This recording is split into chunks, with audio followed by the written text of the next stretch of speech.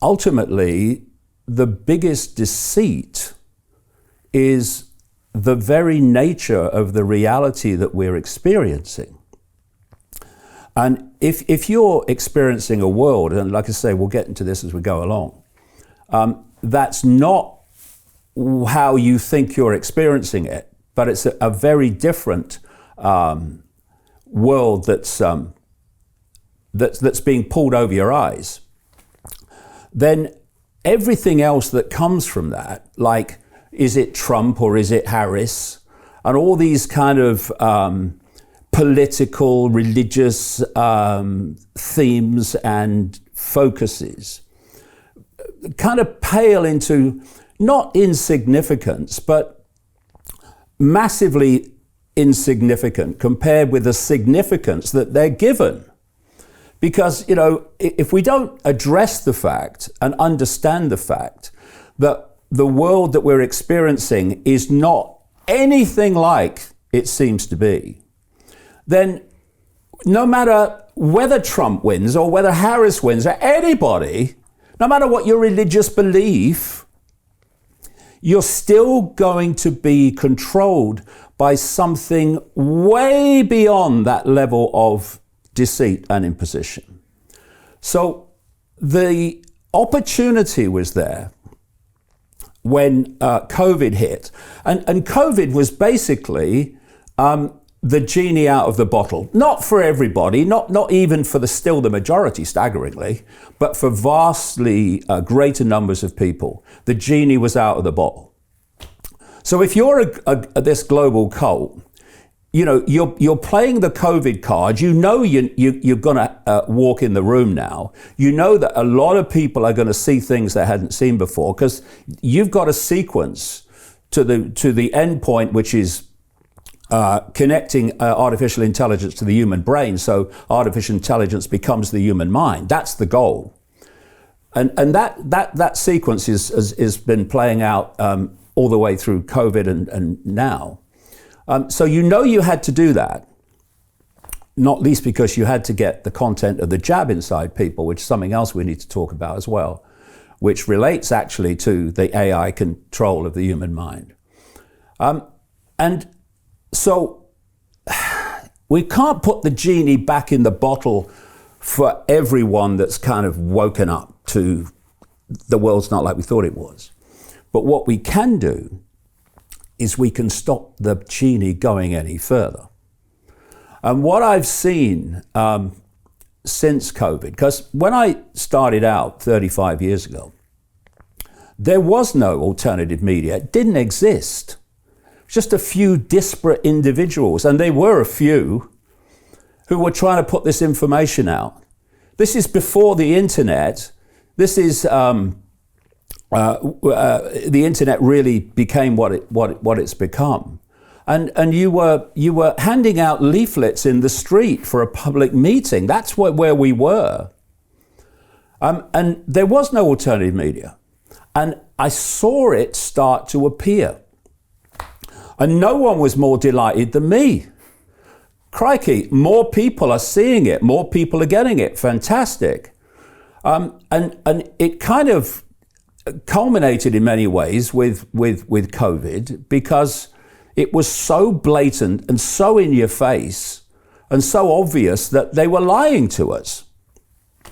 So the opportunity was there to start the process of expanding more and more into a greater and greater understanding of the scale of the deceit. So the cult thinks we can't put the genie back, but we can stop it going any further. And what I saw and what I've seen is people coming in, a lot of them from the mainstream, to the alternative media, who suddenly are getting the massive algorithm support. They're getting the financial support, and they have basically hijacked the focus of the alternative arena. And you know, it's been like, as I've observed it, it's been like a barricade has been built around, a perceptual barricade around the center of this new alternative media.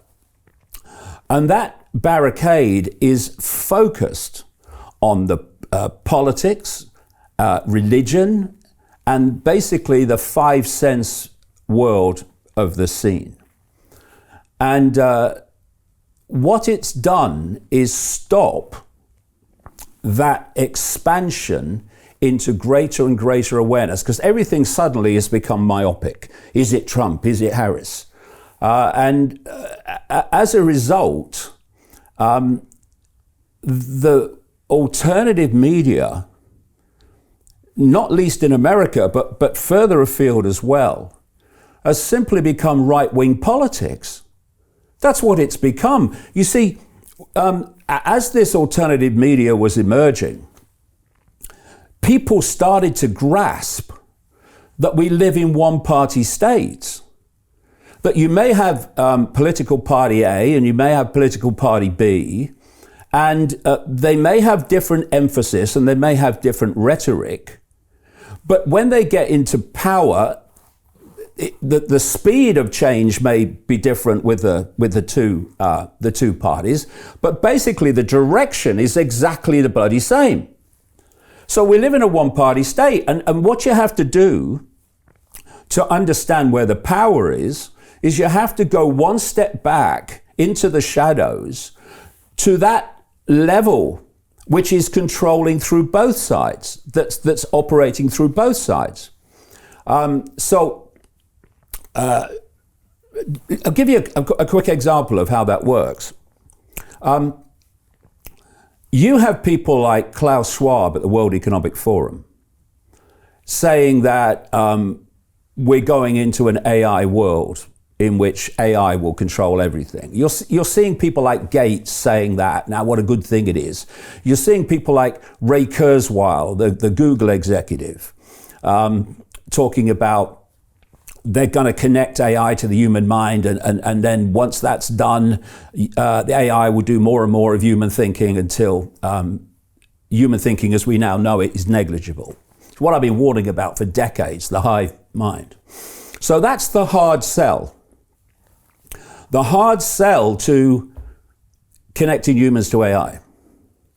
Then on this side, you've got apparently the antipathy of that, the opposite of that. You've got Elon Musk and such people who are saying, AI, yeah, it could be the end of humanity. Oh yeah, oh yes, Elon, he's on our side.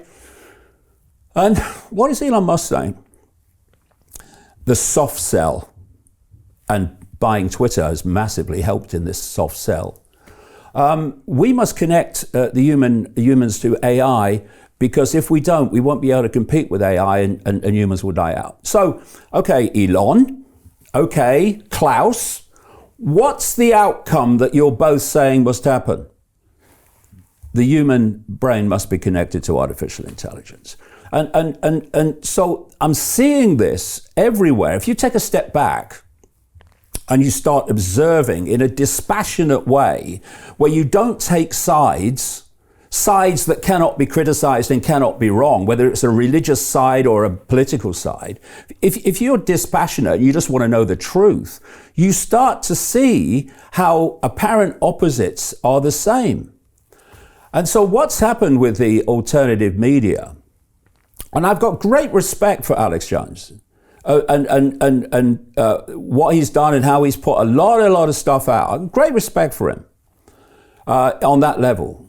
But what I've seen is Alex being pulled in to this barricade, which is focused overwhelmingly, if not totally at the moment, on politics, religion, and all this stuff. And so we stopped going on this journey of expanding and expanding our understanding, because we're so focused on the myopic. And it's stopped the process, which would have gone on, I hoped, to see the scale of the deceit, because we're just stuck in the myopia. And when I say that we we're starting to see more and more people see that we're in a one-party state. It doesn't matter who you vote for, the government still gets in. Hey, I know investing in crypto is scary. It takes a real leap of faith because there are so many scams, rug pulls, and bad actors out there. It's a dangerous business, which is why 95% of people lose all their money. Well, that's why I created the London Real Investment Club, so you can access the hottest deals on the planet and use the crypto bull market to create the generational wealth that you deserve. Join my team of over 100 people from around the world that are making millions of dollars behind the scenes investing in blockchain, AI, Web3 games, DeFi, Bitcoin, and more. Don't miss out. Click the link below to book a call with one of my team now. But hurry, this bull market will end soon. I know investing in crypto can be scary. That's why you gotta join the investment club. Pull the trigger. Let's do this.